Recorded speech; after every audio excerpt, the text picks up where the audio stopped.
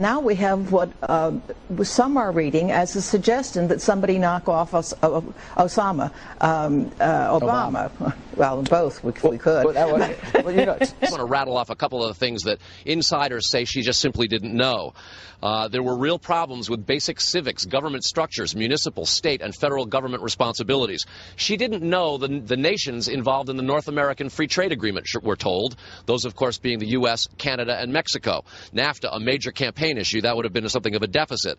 We're told that she wasn't actually able to name all the countries in North America as part of that debate, and she didn't understand, McCain aides told me today, that Africa was a continent and not a country, and actually asked them, they say, if South Africa wasn't just part of the country as opposed to a country in the continent.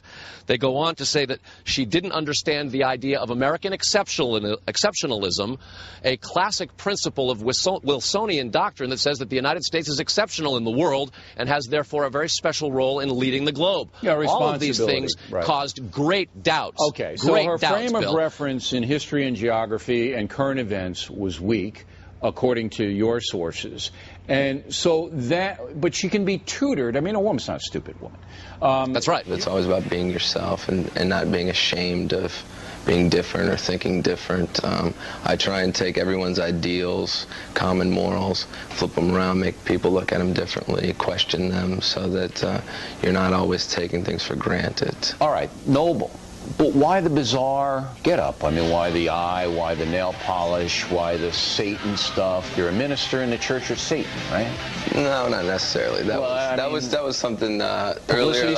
No. It was a friend of mine who's now dead, who was a philosopher that I thought that I learned a lot from, and that was a title that I was given. So a lot of people made a lot out of it. Yeah, but I mean, look, if you're a reverend in the Church of Satan, I didn't get paid for it. But why, if you want to get those kids, those lonely kids, and you want them to be able to be creative and burst out of that, why the bizarre presentation, which can be misinterpreted? I think everybody's got a presentation. Everybody looks a certain way because they want to convey a certain image. You look a certain way because you want people to listen to you in a certain way. Are you an exhibitionist? I'm kind of shy, and I think that I take that out by performing in front of a lot of people. That's how I get out my shyness. So, but you've done some pretty bizarre things on stage. I mean, they tell me that you engaged in a sex act with another man in a stage in Miami. Is that true? To a certain degree. To a certain degree. It wasn't so much a formal sex act. No one was aroused. Well, why did you do that? Why would you do that? Somebody ran on stage and pulled down their pants, so rather than let them make a laugh out of me, I grabbed them and turned the joke around on them. My parents were in the audience. And your parents were in the audience? And I introduced my father to the gentleman that came on stage. So if my father approved of it, I don't see it to be that shocking. But it was shocking. It was entertaining to me. To you? To me. But if kids saw that, if they saw you simulating or actually doing whatever happened, a sex act with another man, maybe they would go out and do it too. Well, I can't be blamed for something like that. You have to blame Richard Simmons and Liberace and people like that. I don't encourage people to choose any sort of sexuality, but I think I just try and entertain people. That's an odd example because it was a rare occasion. Someone ran up on stage and took off their clothes. It's not something that I would normally do, but I thought it was funny to me at the time. You have a stand on sex. You encourage kids to have sex? No, I don't. I do have a lot of sexual imagery in my performance, but I don't think it's ever encouraging anyone to have sex. I think I just show my own sexuality, but I don't think I've ever really written about having sex or anything like that. But I think that's, again, another thing that parents should be deciding. Okay, but remember now, a lot of kids don't have parents that really care about them, and those kids tend to gravitate to people like you who they see. If a kid asked me, should I have sex, I'd say, how old are you? And I'd say, well, I lost my virginity when I was 16, so there's my inspiration to you. All right. And I would have tried sooner, but I just couldn't find any girls that liked me. You're a pretty well-spoken guy, yet in your records you use a lot of F-word, a lot of swearing, and this and that. Again, is it necessary to get your message across to use that kind of language? Is it, you use the sexual imagery, you use the shocking physical appearance, you've done some bizarre things on stage, and you use profanity. All that necessary? Sometimes. I think sometimes when you're making a point, I don't think that my lyrics are overlaced with profanity, because I myself don't speak using a lot of profanity in normal conversation. But I think when you're making something aggressive and you need to get a point across, if you're angry, sometimes profanity is necessary. It's better to use a curse word than to hurt somebody else, I find. You can take some of your lyrics as, you know, you'll understand when I'm dead. I mean, Disturbed kids could take the lyrics and say, you know, when I'm dead, everybody's going to know me. Well, I think that's a very valid point, and I think that that's a reflection of not necessarily this program, but of television in general. If you die and enough people are watching, then you become a martyr, you become a hero, you become well known.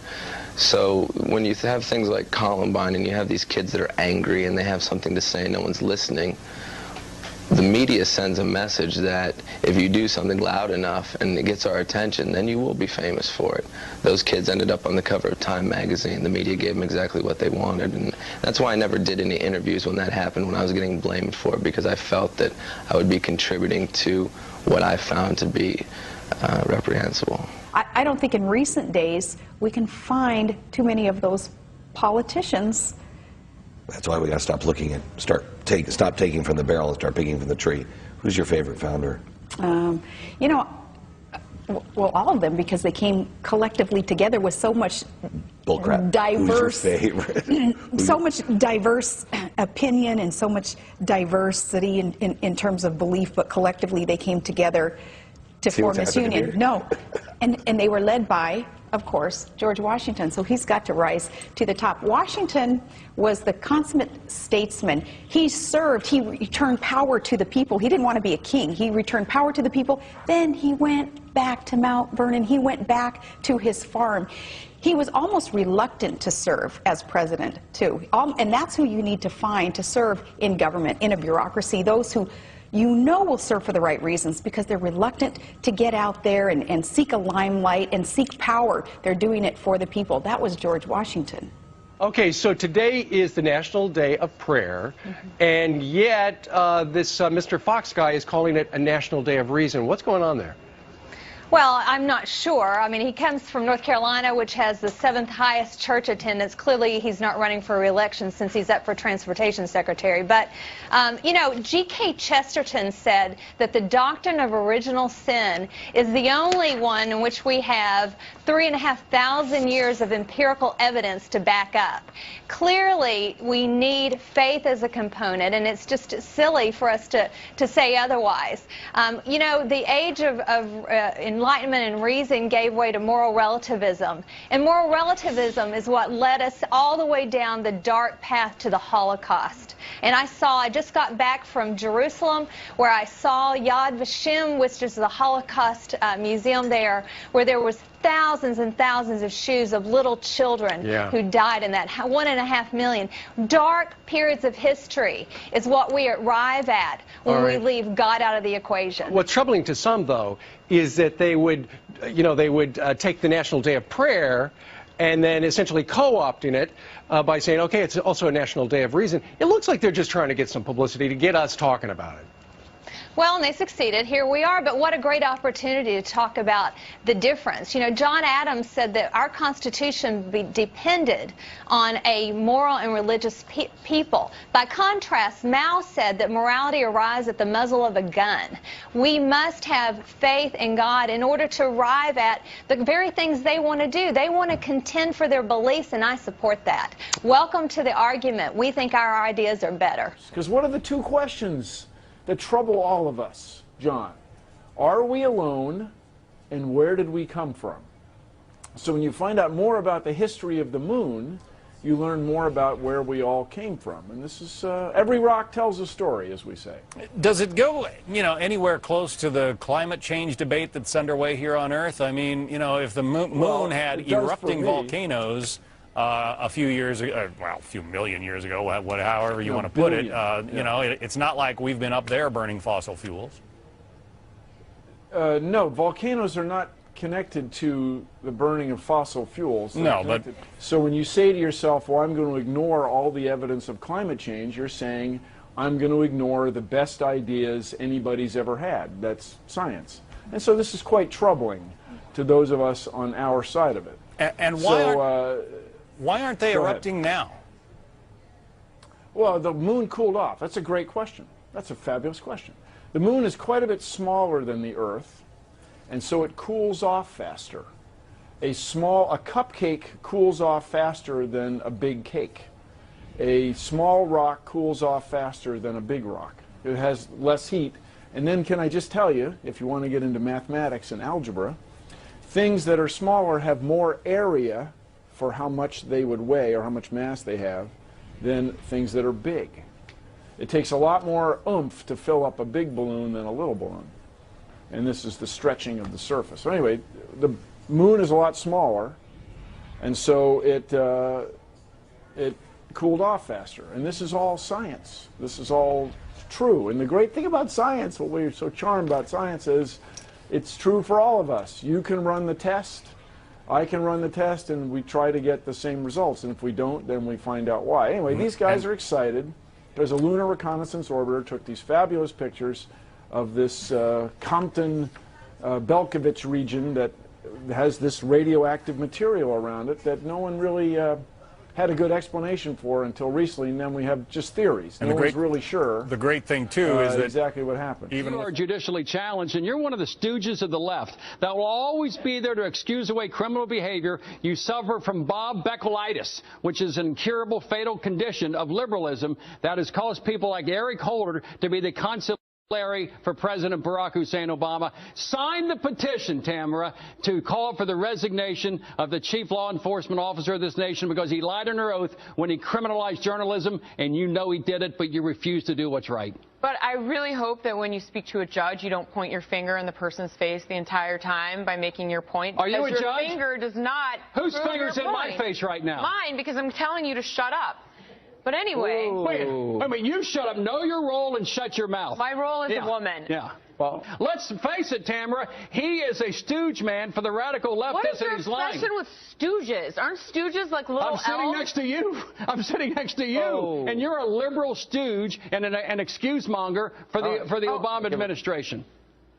Never mind. What are you going to cry? No, I'm not going to cry. You're not going to cry? No, I'm not going to cry. All right, hang on. Let me jump in. Shake hands and make friends. I don't shake hands with trolls. No. Obama voted president, as we know, as a state senator 129 times.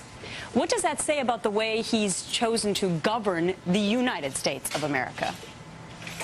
Well, I think he's governing it in a very similar manner, not making decisions, not governing, and spending most of his time in perpetual campaign mode. I think also the parochial nature of how he has run the White House, certainly the latest Olympics debacle, was an example of him doing the bidding of his hometown cronies instead of putting as a priority foreign policy in the war in Afghanistan. The amount of time that he spent, 25 minutes, with General McChrystal, as opposed to the many hours, countless hours that have been spent lobbying for the Olympics since the beginning of the year, the creation of a special office, et cetera, et cetera. Right. And I think all of those things should be no surprise to us, other than his service in the Illinois State Senate and the 143 days that he spent in the U.S. Senate before he declared the president his bid for presidency. Lenny, I know you're chomping at the bit.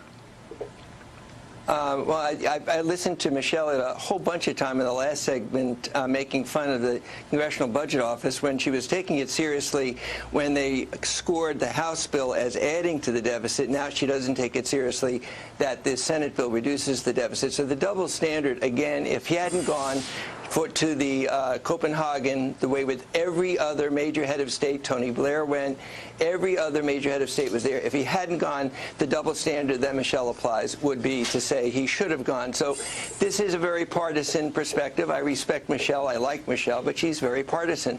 I would say that Barack Obama has been decisive. And by the way, on the issue of abstaining in the state Senate, when I was for Hillary Clinton, I certainly criticized him for that. Guess what? He won. He won the election. American people understand that he is a decisive president. He passed a stimulus bill, and he has now decisively taken on the health care issue. Yeah. And I think we're very close to getting one passed for the first time in 60 years. But we still don't know where he stands on the public option, so he's been indecisive on that. He's given both sides of that story. And what about Afghanistan? Because he has not had, he's had that bill in front of, he's had that plan in front of him for some time now. He hired the guy to go over there and come up with this plan, and now it appears that he's taking his time to make a decision. You see where the argument comes from, at least, don't you? Actually, Gretchen, I like you too, but you misstate facts, and I can't allow you to misstate facts. What did I misstate? I was trying to explain before you interrupted by saying, excuse me, what did I misstate?